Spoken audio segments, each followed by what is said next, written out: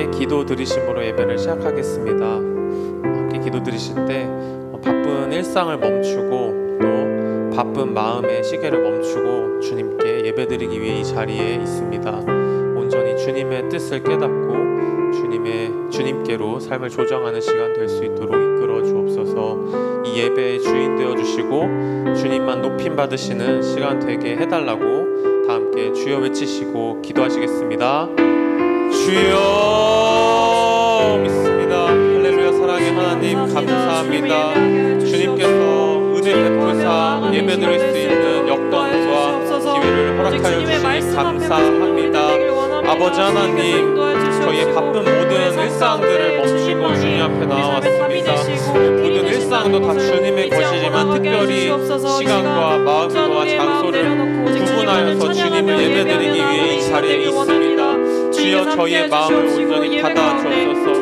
온전히 주님께만 이 시간을 이 예배를 드릴 수 있도록 주여 도와주옵소서. 주님만이 주인 되어 주옵소서. 주님만 높임 받아 주옵소서. 우리 주님만을 바라보며 나아갑니다. 주님 인도하여 주시옵소서. 주님 다 함께 말씀 앞에서 찬양하시겠습니다. 말씀 앞에서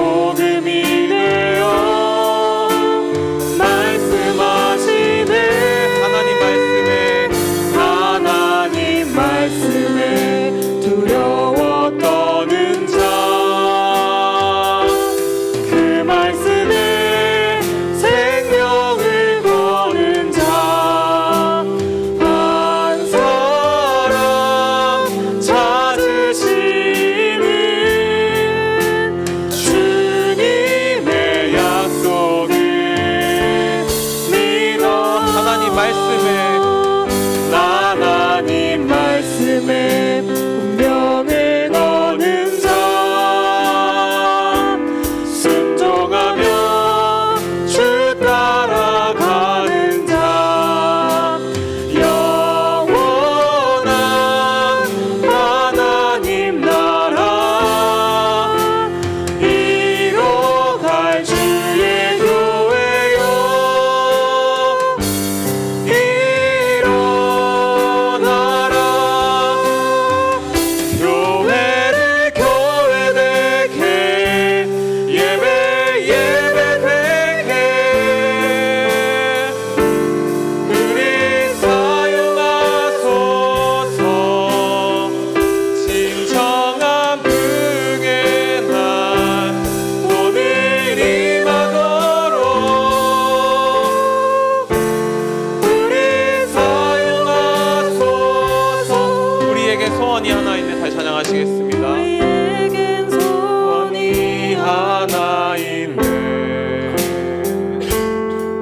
주님 다시 오실 그날까지 우리 가슴에 새긴 주의 십자가 사랑 나의 교회를 사랑케 하네 주의 교회를 향한 우리 마음 주의 교회를 향한 우리 마음 희생과 포기와 가난과 고난 하물며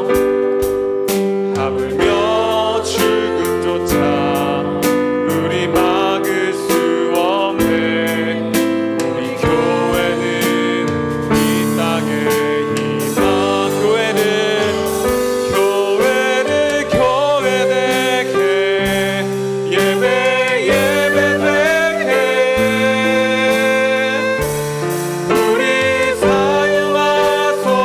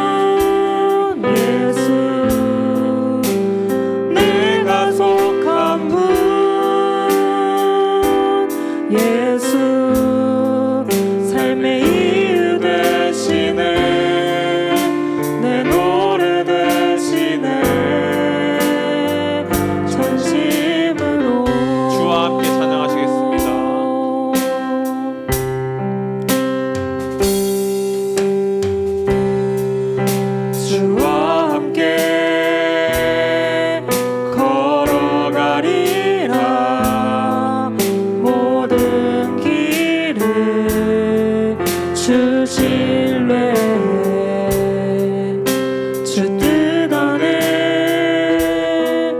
나 살아가리 주의 약속은 영원해 내가 믿는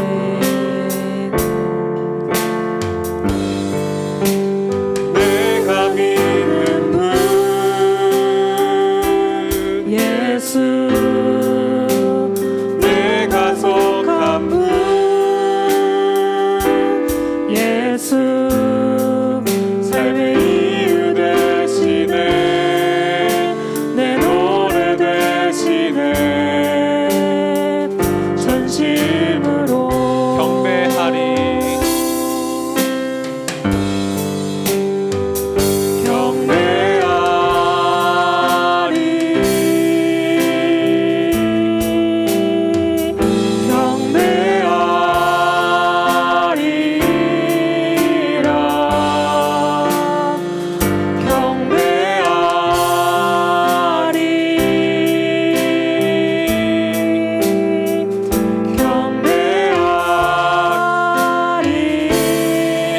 내가 믿는 분 내가 믿는 분 예수 내가 속한 분 예수 삶의 이유 되시네 내 노래 되시네 전심으로 함께 기도하실 때 아버지 주님의 말씀 듣습니다 가르쳐 주옵소서 주님의 음성 앞에 진실하게 반응하고 겸손하게 돌이킬 수 있도록 인도하여 주옵소서라고 기도하시고 목사님 말씀 선포하실 때 성령의 능력을 더하여 주시고 능력 있는 말씀 권위 있는 말씀으로 우리 마음에 새겨질 수 있게 해달라고 목사님을 위해 주여 외치시고 다 함께 기도하시겠습니다. 주여 믿습니다. 아버지 주여 주님께 예배 드립니다. 주여 받아 주옵소서. 주님의 말씀을 듣습니다. 가르쳐 주옵소서. 주님의 음성 앞에 진실하게 솔직히 나아갈 수 있도록 설 수 있도록 성령님 도와주옵소서. 주시는 말씀에 진실하게 반응할 수 있도록 겸손하게 반응할 수 있도록 주여 이끌어 주옵소서. 아버지 목사님 말씀 선포하십니다. 그 말씀에 능력을 더하여 주옵소서. 그 말씀을 듣고 그 말씀이 우리 마음속에 새겨질 수 있게 하여 주시고 단순히 듣고 한 귀로 듣고 한 귀로 흘려보내는 것이 아니라 우리 마음에 새겨져 우리의 삶을 변화시키고 주님께로 주님 원하시는 그 삶으로 우리를 인도하는 그런 능력의 말씀 될 수 있도록 성령님 도와주옵소서. 아버지 역사하여 주옵소서. 우리의 모든 생각과 마음을 아버지의 말씀 앞에 내려놓을 수 있게 이끌어 주옵소서. 다시 교만한 마음을 주여 겸손케 하여 주시고 주님의 뜻하신 그 뜻을 우리가 발견하고 삶을 다시 살아갈 수 있도록 성령님 도와주옵소서. 우리를 겸손케 하옵소서. 사탄의 그 말씀을 그냥 주어가려는 그 사탄의 모든 시험과 유혹 속에서 온전히 그 성의 그 마음속에 새겨진 말씀을 지켜주시고 30배, 60배, 100배의 결실을 맺어 아버지의 자녀로서 온전히 세워질 수 있도록 성령님 도와주옵소서. 내가 믿는 분 예수 내가 속한 분 예수 삶의 이유 되시네 내 노래 되시네 전심으로. 하나님, 이 시간 하나님 앞에 예배할 수 있는 은혜를 주셔서 감사합니다. 하나님을 예배합니다. 하나님과 더 가까워지는 시간, 하나님 앞에 우리의 마음을 고백하는 시간 되게 하여 주옵소서. 예수님의 이름으로 기도드립니다. 아멘. 반갑습니다. 잘 오셨습니다. 오늘 예배에 오신 분들을 주님의 이름으로 환영합니다. 함께 말씀 보도록 하겠습니다. 민수기 말씀입니다. 민수기 20장 14절에서 21절까지 말씀입니다. 민수기 20장 14절에서 21절까지 말씀입니다. 우리 한 목소리로 합독하도록 하겠습니다. 민수기 20장 14절에서 21절까지 말씀 한 목소리로 합독하겠습니다. 모세가 가데스에서 에돔 왕에게 사신을 보내며 이르되 당신의 형제 이스라엘의 말에 우리가 당한 모든 고난을 당신도 아시거니와 우리 조상들이 애굽으로 내려갔으므로 우리가 애굽에 오래 거주하였더니 애굽인이 우리 조상들과 우리를 학대하였으므로 우리가 여호와께 부르짖었더니 우리 소리를 들으시고 천사를 보내사 우리를 애굽에서 인도하여 내셨나이다. 이제 우리가 당신의 변방 모퉁이 한 성읍 가데스에 있사오니 청하건대 우리에게 당신의 땅을 지나가게 하소서. 우리가 밭으로나 포도원으로 지나가지 아니하고 우물물도 마시지 아니하고 왕의 큰 길로만 지나가고 당신의 지경에서 나가기까지 왼쪽으로나 오른쪽으로나 치우치지 아니하리다 한다고 하라 하였더니 에돔 왕이 대답하되 너는 우리 가운데로 지나가지 못하리라. 내가 칼을 들고 나아가 너를 대적할까 하노라. 이스라엘 자손이 이르되 우리가 큰 길로만 지나가겠고 우리나 우리 짐승이 당신의 물을 마시면 그 값을 낼 것이라. 우리가 도보로 지나갈 뿐인즉 아무 일도 없으리이다 하나 그가 이르되 너는 지나가지 못하리라 하고 에돔 왕이 많은 백성을 거느리고 나와서 강한 손으로 막으니 에돔 왕이 이같이 이스라엘이 그의 영토로 지나감을 용납하지 아니하므로 이스라엘이 그들에게서 돌이키니라. 아멘. 우리 이쪽에 있는 분들에게 좀 부탁인데요. 가능하면 이쪽으로 좀 앉아주세요. 너무 끝으로 이쪽 가운데 쪽으로 그나마 오늘 제가 너무 무리한 부탁을 했군요. 그래요. 우리 한 목소리로 고백하겠습니다. 세상은 거절해도 하나님은 환대해 주십니다. 한 번 더 고백합니다. 세상은 거절해도 하나님은 환대해 주십니다. 우리가 지금 성경 민수기 말씀을 살펴보고 있잖아요. 이 민수기 성경책 히브리어의 제목은 베미드바르입니다. 베미드바르. 뜻은 광야에서. 그러니까 이스라엘 백성들이 광야를 지나는 이야기가 민수기입니다. 근데 광야의 특징이 무엇입니까? 결핍이죠. 없는 곳. 그러니까 불편한 곳. 다르게 말하면 하나님이 아니고는 안 되는 장소. 그것이 광야입니다. 그러니까 이스라엘 백성들이 광야를 지나는 동안의 삶을 가만히 보면 전부 그 여정이에요. 그러니까 하나님이 도와주셔야만 하는 여정. 그러니까 내 힘으로는 통과할 수 없는 곳. 그것이 광야죠. 한편으론 이게 우리의 신앙생활이고요. 이게 우리의 삶입니다. 하나님이 도와주셔야만 되는 삶. 그러니까 내 힘으로는 안 되는 삶. 이건 광야만 그런 게 아니라 하나님이 약속하신 가나안 땅도 그래요. 젖과 꿀이 흐르는 땅이다 그러잖아요. 젖과 꿀이 흐른다는 게, 이 젖이 흐른다는 건 진짜 막 그 시냇가에 물이 안 흐르고 우유가 흐르고 그게 아니라 목축이 잘 된다라는 거고요. 이 꿀이 흐른다는 건 과일이 풍성한 땅 뭐 그런 의미예요. 그럼 우리가 생각하기에 야, 젖과 꿀이 흐르는 땅 목축이 잘 되고 뭐 유실수가 풍성하고 그러면 야, 가만히 앉아 있어도 이제 걱정 없이 좀 있어도 그냥 풍요롭고 잘 되는 땅, 그걸 생각하는데 실제로는 그렇지 않다는 거예요. 그 땅이 젖과 꿀이 흐르는 땅, 목축이 잘 되고 유실수가 이렇게 풍성하게 그렇게 수확할 수 있는 땅이 되려면 필요한 게 비예요. 이른 비와 늦은 비. 하나님이 때를 따라 비를 잘 내려주셔야 풍요로운 땅이 됩니다. 그럼 정말 젖과 꿀이 흘러요. 그런데 비가 내리지 않으면 그 땅이 광야랑 크게 차이가 없어요. 그러니까 메마른 땅, 고생하는 땅. 그러니까 젖과 꿀이 흐르는 땅이라는 게 하나님이 채워주셔야 풍성해지는 땅이라는 그런 의미입니다. 광야도 동일해요. 물이 없죠. 먹을 것도 없어요. 그런데 하나님이 계십니다. 그러니 하나님이 도우시면 반석에서도 물이 나오고 우리가 봤잖아요. 하늘에서도 만나 먹을 게 내리고, 사실 메추라기도 그런 의미예요. 단순히 고기를 먹는다는 의미가 아니라 하나님이 내려주셔야 먹을 수 있는 것, 그러니까 하나님으로 살아간다, 그런 의미가 만나와 메추라기고 뭐 반석에서 물이 나오고 다 같은 이야기예요. 근데 사단은 우리에게 잘못된 소망을 심어줍니다. 하늘 보지 않고도 마음 편히 살 수 있게 해달라고 기도하라고 하는 거죠. 그러니까 일용할 양식은 지치잖아요.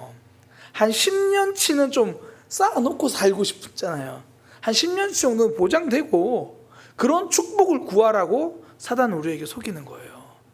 야, 언제까지 하루하루 하늘만 보며 살래? 야, 땅에 풍성히 쌓아두기 위해서 하나님께 기도하라고 그런 잘못된 소망을 심어준다는 거예요.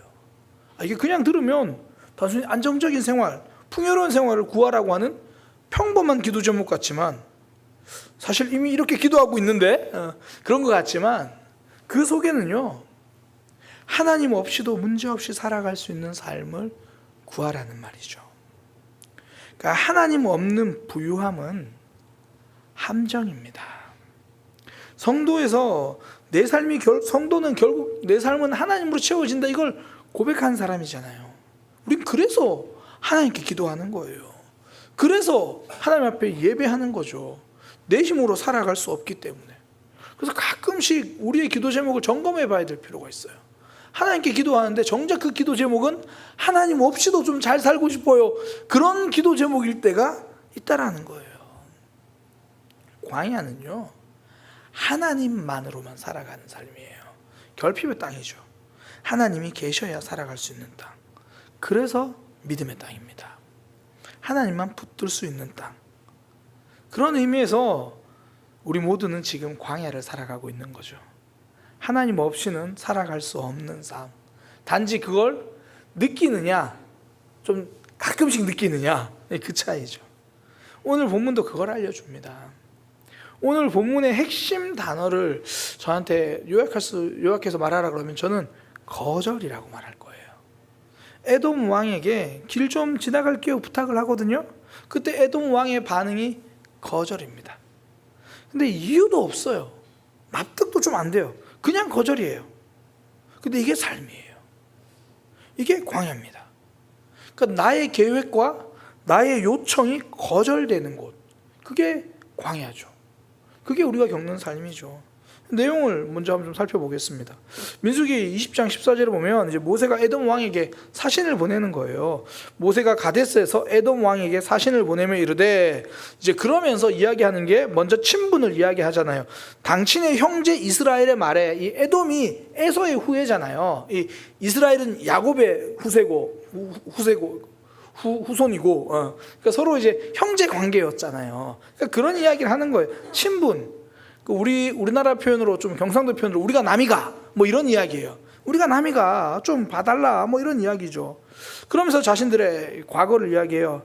이스라엘의 말에 우리가 당한 모든 고난을 당신도 알지 않느냐. 일단 친한 척하고 나서 지난 삶의 고난을 이야기해요. 이런 패턴 좀 익숙하잖아요. 좀 인정에 기대어 보려는 노력일 수도 있죠. 20장 15절도 뭐 그런 이야기 연속입니다. 우리 조상들이 애굽에서 내려갔는데, 우리가 애굽에 거주했는데 애굽인이 우리 조상들을 학대했다, 우리 힘들었다, 괴롭혔다, 뭐 그런 이야기를 하는 거예요.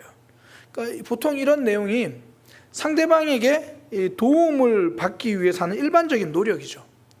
제가 지금까지 겪은 아픔을 이해해 주세요. 우리 사이가 보통 사이는 아니잖아요. 그러면서 덧붙여서 하는 말, 20장 16절에 우리가 여호와께 부르짖었더니 우리 소리를 들으시고 천사를 보내사 우리를 애굽에서 인도하여 내셨다. 그러니까 하나님도 우리 편이에요. 하나님 우리를 도와주세요. 이게 하나님에 대한 신앙 고백이기도 하지만, 드는 에돔 입장에서는 이거 명분 싸움이죠. 하나님도 우리 편이니까 우리 부탁 좀 들어주세요, 뭐 그런 이야기죠. 지금 하나님 우리 편이니까 당신들도 우리를 도와주셨으면 좋겠습니다. 그러니까 여기까지는 자신들의 처지를 좀 이해해 달라는 거예요. 우리가 남이가 우리 서로 형제지 않냐, 그리고 우리 참 고생 많이 했는데, 그리고 우리 하나님 우리를 도와주셨는데, 우리가 이러니까 좀 도와줘야 되지 않냐. 이제 여기까지는 이제 실제 그 자신들의 삶의 처지를 이야기한 거죠. 그리고 나서는 이제 좀 실제적인 이야기를 해요. 단순히 우리가 인정에만 기대는 게 아닙니다. 우리가 지나가는 동안 당신들에게 피해를 안 줄 거예요. 20장 17절이죠. 청하건대 우리에게 당신 땅을 지나가게 하소서. 우리가 밭으로나 포도원으로 지나가지 않고 우물물도 마시지 않고 왕의 큰 길로만 지나가고 그렇게 갈 거다. 그러니까 당신들에게 피해를 안 끼칠 겁니다. 그런 이야기예요. 그러니까 굉장히 지금 여러 번에 걸쳐서 지금 간곡하게 부탁을 하는 거죠. 우리가 남입니까? 우리 고생 옛날에 참 많이 했거든요. 그리고 하나님도 우리를 도와주고 계시니까 우리 좀 도와주시면 안 돼요? 그리고 우리가 당신들에게 피해를 안 끼칠 거예요. 진짜 우리 밭으로도 안 가고 포도원으로도 안 가고, 혹여나 우리 많은 민족이 지나가다 보면, 많은 사람 지나가다 보면 여러분들에게 폐가 될 수 있으니까 우리 정말 조심할게요.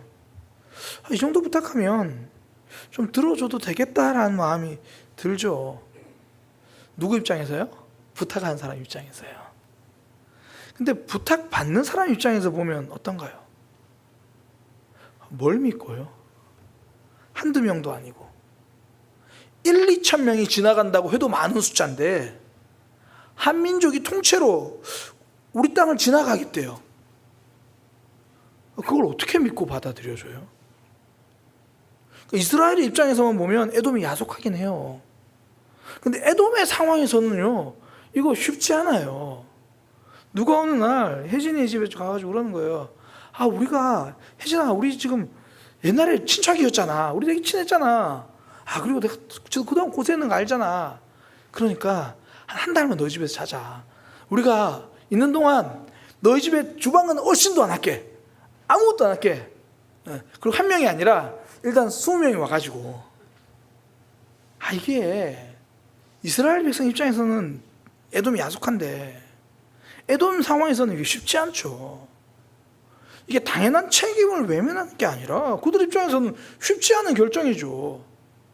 한두 명도 아니고. 어쩌면 에돔 입장에서는 이 결정이 합리적인 결정처럼 보여요. 그래서 거절이죠. 안 되겠다.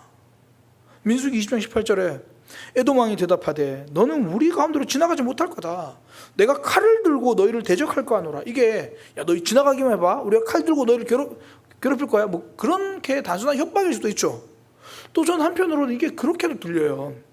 그러다가 서로 충돌이 일어나면 서로 싸울 수도 있는데 어떻게 그렇게 하겠냐. 저는 그런 염려로도 들리더라고요. 처음에 볼 때는 협박인 줄 알았는데 협박 내용도 있겠죠. 근데 에돔의 입장에서 보니까 이거 이런 걱정 안 들까요? 길로만 간다고 하다가 또 애들이 엄마 저거 뭐예요? 가면 들어가지 말고 잡으러 갔다가 들어가지 말라니까 또 들어가고 그러다가 서로 싸움 나고. 이러 보면 모세가 한 번 부탁하지만 잘 안 되는 거예요. 그래서 모세 한 번 더 부탁해요. 진짜 우리 손도 안 댈 거예요. 혹여나 우리가 물 마시면 돈 다 낼 거고요. 그렇게 말하는데도 최종적으로는 결렬돼요. 호의를 받을 수 없게 된 거죠. 이런 삶이 광야입니다. 그러니까 내가 기대하던 것과 다른 결과. 어쩌면 내 입장에서는 이 정도면 당연하게 누릴 줄 알았을 것 같은 것에 대한 거절. 그러니까 삶은 결핍과 거절의 공간이죠. 왜 이런 일이 있을까? 이런 이야기. 정호성 시인이 자신의 수필에서 이런 글을 썼습니다. 우리는 어떤 불행한 일이 일어나면 당장 왜 하필 나에게 이런 일이 일어났느냐고 생각하게 됩니다. 그러다가 그 일이 일어나게 만든 남을 원망하게 되고 나아가 하나님을 원망합니다. 그런데 참 우스운 일입니다. 좋은 일이 일어나면 나에게도 이런 좋은 일이 일어난다고 생각하면서 나쁜 일이 일어나면 하필이면 왜 나에게 이런 일이 일어나느냐고 생각합니다. 누구나 할 것 없이 사람 마음이면 다 그렇습니다. 그렇지만 그것은 인간의 오만함입니다. 나에게 좋거나 행복한 일만 일어나고 나쁘고 불행한 일은 일어나서 안 된다고 생각하는 마음은 지극히 이기적인 마음입니다. 그러면서 시인은 이렇게도 이야기해요. 인생을 좋은 일과 나쁜 일, 기쁨과 슬픔, 행복과 불행이라는 실로 짠 옷감이라는 거예요. 그러니까 옷감을 짤 때 가로 세로 이렇게 짜잖아요. 그런데 이게 다 좋은 걸로만 짠 게 아니라 좋은 일도 있고 나쁜 일도 있고 기쁜 일도 있고 슬픈 일도 있고 행복한 일도 있고 불행한 일도 있고 그런 옷감이라는 거예요. 근데 우리는 어때요? 좋은 일로만 짠 옷감으로 된 옷을 입고 싶잖아요. 막 월요일부터 금요일까지 행복으로 가득한 그런 옷감으로 짠 옷을 입고 싶으니까 이번 한 주간 힘들었잖아요. 내 직장 상사는 그렇지 않았으니까. 그런 거. 좋은 일로만 된 옷감은 없다는 거예요. 행복으로만 되어 있는 옷감은 없다는 거예요. 사실 정말 그렇죠. 저는 저도 그렇고요. 또 우리 모두가 나쁜 일은 없었으면 좋겠어요. 결핍과 거절의 경험은 없이 살 수 있다면 좋겠습니다. 그런데 저보다 더 오래 살아보신 우리 집사님들, 또 아니더라도 우리 청년들도 그렇던가요? 결핍과 거절이 없던가요? 살아보니까 있잖아요. 단지 그걸 어떻게 받아들이게 되느냐 그 과정일 뿐. 결핍과 거절은 삶의 일부입니다. 이것이 광야입니다. 그것이 우리의 삶이죠. 그래서 언제나 하나님이 답입니다. 광야에서 물을 주시고 하늘에서 만나를 내려주신 하나님.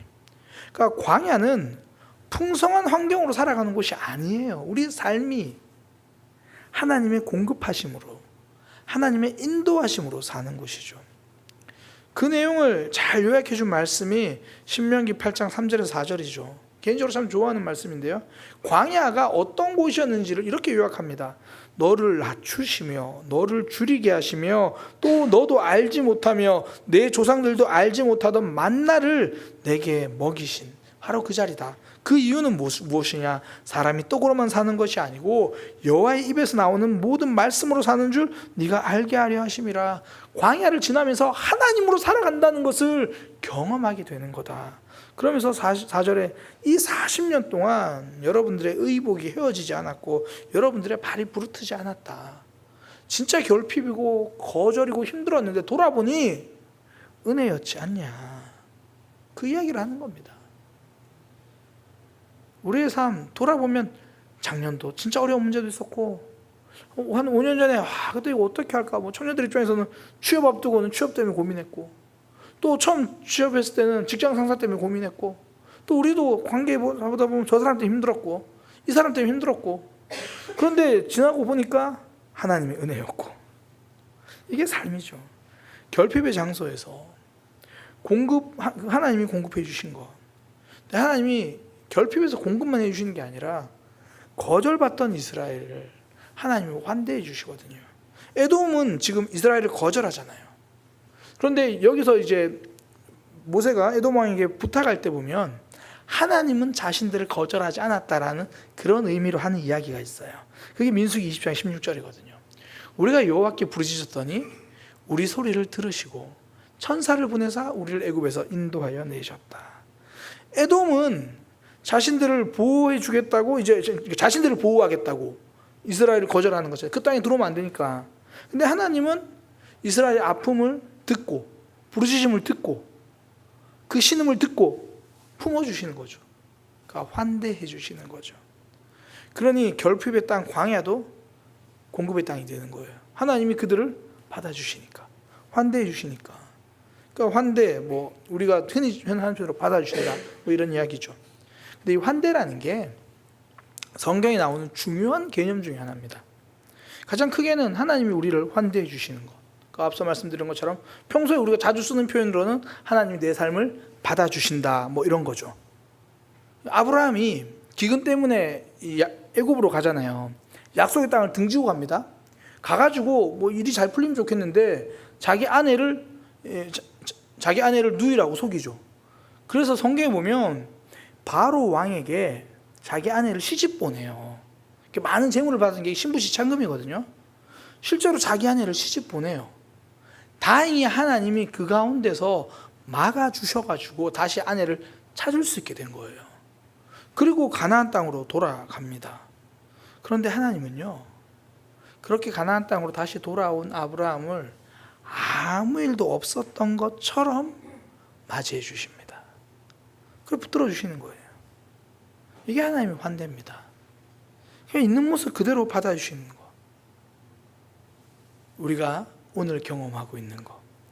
일주일에 우리의 삶이 어떻든지 간에 하나님은 우리의 예배를 거절하지 않으십니다. 우리를 받아주시는 거죠. 그러니까 에돔 왕과는 정반대예요. 에돔 왕한테는 얼마나 친밀한지 설명해야 돼요. 우리가 남이가 얼마나 불쌍한지도 설명해야 돼요. 우리가 그동안 참 많이 아팠는데요. 그리고 우리가 길을 지날 때 어떤 모습으로 지날지 이런저런 많은 약속을 해야 돼요. 근데 이게 우리 삶이잖아요. 사람 한 명 만나려고 할 때, 다른 사람 앞에 설 때 나를 증명해야 되잖아요. 일단 얼마나 친밀한지 그거 쌓아가기 위해서 같이 밥도 먹어야 되고 차도 마셔야 되고, 아니면 그 사람 이야기 들어줘야 되고, 그 정도는 괜찮은데 같이 다른 사람 욕도 해줘야 되고, 이런 거. 우리는 삶을 거의 그렇게 살아가야 되는 그런 부담감을 느끼고 살아요. 그러니까 친밀하게 대화라도 하려면 그 사람 상황도 좀 살펴야 되고, 또 그 상황에 맞춰줘야 되고, 이런저런 거 막 약속도 해줘야 되고. 신경 안 써서 그렇지, 신경 쓰려고 하면 끝도 없는 게 우리의 삶이잖아요. 근데 그런데도 돌아오는 반응은 환대보다 경계죠. 심지어 거절입니다. 성급기.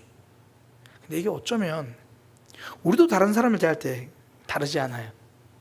상대방이 내 삶을 훅 들어오려고 하면 일단은 경계, 선 긋고 때로는 거절하고. 그런데 하나님은 언제나 우리를 있는 모습 그대로 환대해 주시죠. 이걸 정말 잘 보여주는 이야기가 집 나간 둘째 아들을 기다리는 아버지의 모습이죠. 돌아온 둘째 아들의 마음은 딱 오늘 모세가 에돔에게 말하는 것과 굉장히 비슷해요. 그러니까 돌아갈 때 이런 마음 하잖아요. 아버지의 아들의 일컬음을 감당하지 못하겠나이다. 나를 품꾼의 하나로 보소서 하리라. 지금 모세가 말한 표현으로는 우리가 갈 때 너희들에게 손해를 끼치지 않을 겁니다. 우리는 포도원으로 들어가지도 않을 거고 밭으로도 들어가지 않을 거고 물을 마시면 다 사 먹겠습니다. 우리는 여러분들에게 그런 모습으로 갈 테니까 우리를 그냥 받아주시면 안 돼요? 그렇게 이야기를 해요. 이게 그 아들이 지금 아버지한테 이렇게 말해야겠다. 그냥 아버지 거저 먹겠다는 것도 아니고 그냥 이제 품꾼으로 폐를 끼치지 않겠습니다. 환대를 기대하지도 못해요. 그냥 거래 관계로도 좋겠다라는 그런 마음이죠. 그때 아버지의 반응은 한없는 환대입니다. 우리가 너무나 잘 알잖아요. 그를 보고 측은히 여겨 달려가 목을 안고 입을 맞추니, 아들이 말도 하기 전에 먼저 받아주십니다. 오늘 이 시간 우리를 기다려주신 하나님의 마음이죠. 우리가 예배에 들어올 때, 어쩌면 집에서 나서는 순간, 여기 와야겠다고 생각하는 순간, 우리는 여러 가지 계산을 하고 오잖아요. 사실은 간절한 기대감을 가지고 오는 것도 있겠지만, 오늘 반주해야 돼가지고 오는 사람도 있고, 오늘 순서 맡아야 돼서 오는 사람도 있고, 여러 가지 모양으로 오는 모습이 있는데, 우리는 나름 다 계산을 해요. 그런데 우리는 계산해서 그 마음을 드러내기도 전에 하나님은 이미 손 벌려서 환대해 주십니다. 잘 왔다는 거예요. 잘 왔다는 거죠. 하나님은 우리를 거절하지 않으십니다. 그 마음이 십자가에서 증명되잖아요. 예수님 십자가에서 하신 기도, 예수께서 이르시되 아버지 저들을 사하여 주옵소서. 자기들이 하는 것을 알지 못합니다. 그들은 예수님 십자가 못 박아도 예수님은 받아주시죠. 품어주십니다. 하나님은 언제나 우리를 환대해 주십니다. 그리고 우리에게도 또 다른 이들을 환대하라, 그런 이야기를 하죠. 제가 앞서 성경에서 중요한 개념이 환대라고 그랬잖아요. 하나님은 우리를 환대해 주신 것처럼 우리도 다른 사람을 향해 환대하기를 말씀하십니다. 이게 하나님 이스라엘 백성들에게 하시는 말씀이에요. 내가 너희를 광야에서 나그네 되었던 너희를 받아준 것처럼 너희도 나그네들을 받아주어라. 그러니까 광야 길은 단순히 하나님의 환대만 경험하는 자리가 아니라 하나님의 환대를 배우는 자리죠. 에돔은 거절이에요. 그런데 하나님은 그 백성을 향해서 너희가 나그네 되었을 때 내가 붙들어 주었으니 너희도 나그네를 거절하지 말라. 나그네를 대접하고 고아와 과부를 돌보라. 이게 구약 성경에 나타나는 하나님의 큰 마음이죠. 구약 성경뿐만 아니라 예수님이 하신 말씀, 소자 하나에게 한 것이 바로 나에게 한 것이다. 히브리서의 말씀, 아브라함은 부지 중에 천사를 대접하였다. 그게 하나님의 마음이죠. 너희 삶 가운데서도 도움이 필요한 사람들 에돔처럼 거절하지 말고 받아들이고 환대해 주어라. 요즘 뭐 이제 뉴스에 보면 저도 검색해봐야 잘 나오던데 이게 다른 나라 일이라서 그래요. LA에선 요즘 시위가 한참이죠. 불법 이민자들 그 문제 때문이에요. 물론 질서를 위해서는 법의 잣대가 필요합니다. 그런데 이게 단순히 그런 문제만이 아니기 때문에 이게 시위로까지 번진 거거든요. 단순히 뭐 이렇게 범죄자들, 불법 이민자들만 하겠다 그게 아니라 지금 그 미국의 정책이 완전히 그렇게 돌아섰죠. 사실 지금 현재 미국의 대통령이 많은 기독교인들의 지지를 받아서 당선된 사람이거든요.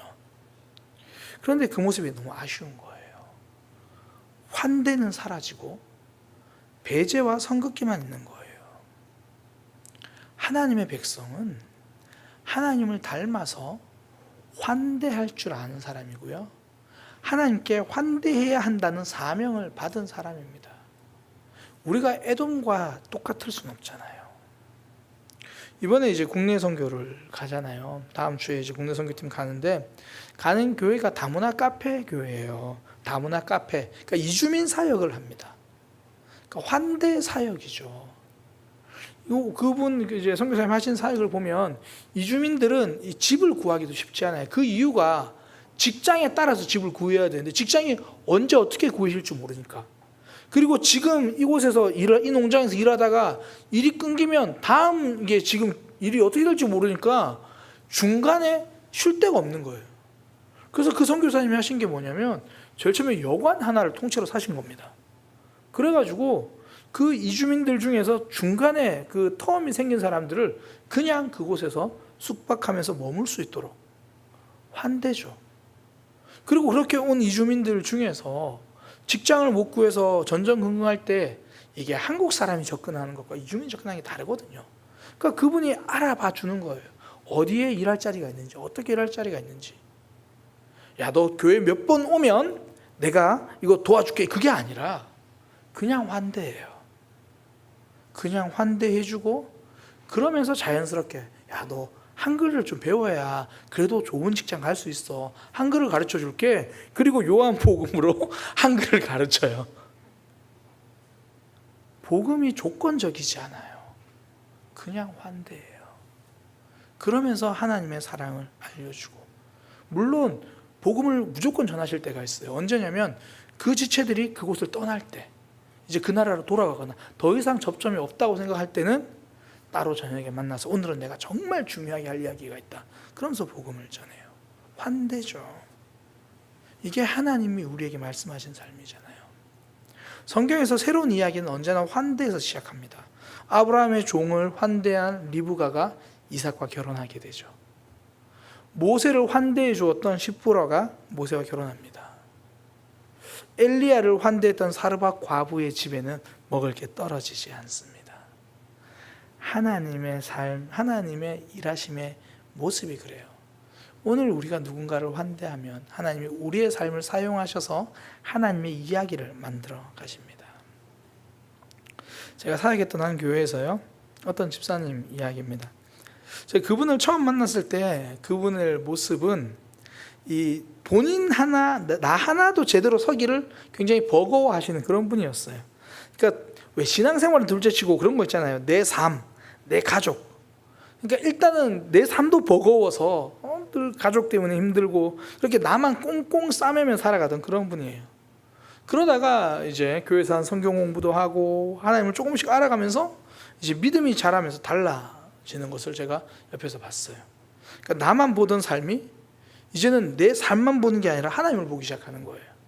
그리고 나를 사랑하신 하나님, 나를 받아주신 하나님을 경험하는 거예요. 그러면 신앙이 좋아지고 이렇게 끝나는 게 아니라 그렇게 하나님의 환대를 받더니 이후에 조금씩 주신 사명을 감당하더라고요. 그건 참 놀라운 게 나중에는 주신 사명이 아니라 보이는 사명까지 감당하는 모습을 봤습니다. 그 지체들 중에서 좀 외로워 보이는 이들, 힘들어 보이는 이들 찾아가는 거예요. 멀리 찾아가가지고 만나서 대화해주고 이야기 들어주고. 처음에는 나 하나만 그렇게 아등바등하던 삶이 이제 다른 사람을 받아주고 내 삶의 자리까지 이렇게 초청하는 그 환대의 사람으로 바뀌는 걸 봤습니다. 이게 성장이죠. 이게 성숙입니다. 하나님은 이스라엘 백성들을 계속해서 환대해 주셨고, 광야의 삶에서도 결국 하나님이 그들을 인도해 주셨기 때문에 그들이 경험할 수 있는 그 인도하심, 그 광야의 공급하심이잖아요. 그런데 오늘 에돔은 거절입니다. 이게 삶이에요. 그러니 성도는 하나님의 환대를 다시 한번 기대하는 거고, 하나님을 닮은 우리가 또 다른 이들을 환대하는 거죠. 너희는 나그네 되었으니 나그네를 거절하지 말라라는 그 말씀 붙들고 살아가는 거죠. 우리의 삶은 광야입니다. 결핍도 많고요, 거절도 많습니다. 제가 청년들이랑 가끔씩 대화하다 보면 거절이 참 힘든 것 같아요. 그래서 취업 준비하다가 몇 번 거절되면 그 다음부터 이력서 보내기도 힘들어 하더라고요. 옆에서 보면 아유 뭐 이력서 보내는 게 뭐가 힘들어. 그런데 한두 번 거절을 받다 보면 그 시도까지도 힘든 거예요. 세상은 우리를 참 많이 거절합니다. 그러나 하나님은 한 번도 우리를 거절하지 않으셨습니다. 그리고 우리도 그 누군가를 환대해 주기를 기대하시는 거죠. 세상은 거절해도 하나님은 환대해 주십니다. 그 하나님을 기억하고 붙들며 오늘도 우리를 환대해 주신 하나님 앞에 또 나아가는 오늘 이 금요 기도의 시간 되기를 소망합니다. 기도하겠습니다. 하나님, 이스라엘 백성들은 광야에서 결국 거절당했습니다. 그러나 하나님은 그들을 놓지 않으셨고 하나님은 인도해 주셨습니다. 이것이 우리의 삶임을 다시 한번 깨닫습니다. 하나님의 환대를 받은 우리가 삶에서 또 누군가를 환대하며 그렇게 살아갈 수 있는 믿음의 삶 되게 하여 주옵소서. 예수님의 이름으로 기도드립니다. 아멘. 우리 함께 찬양하겠습니다. 우리를 사용하소서. 찬양하겠습니다. 우리에겐 소원이 하나 있네.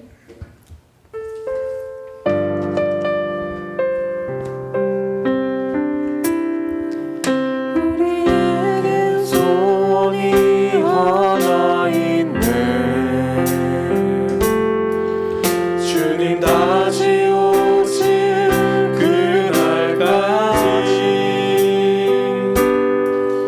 우리 가슴에 새긴 주의 십자가 사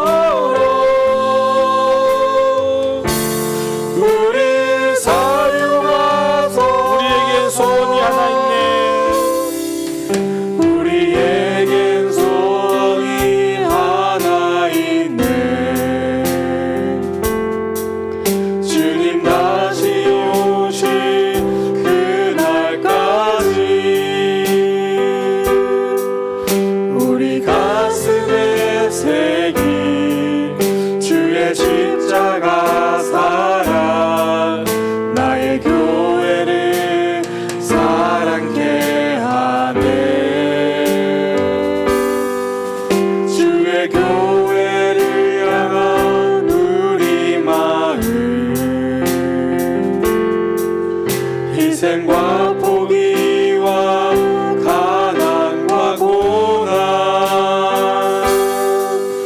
하물며 죽음조차 우리 막을 수 없네. 우리 교회는 이 땅에 임한 교회를 교회되게 예배 예배되게 우리 사용하소서. 진정한 분의 날 오늘 일하노로 우리 사용하소서. 교회를 교회되게 예배 예배되게 우리 사용하소서. 진정한 분의 날 오늘 임하도록 우리 사용하소서.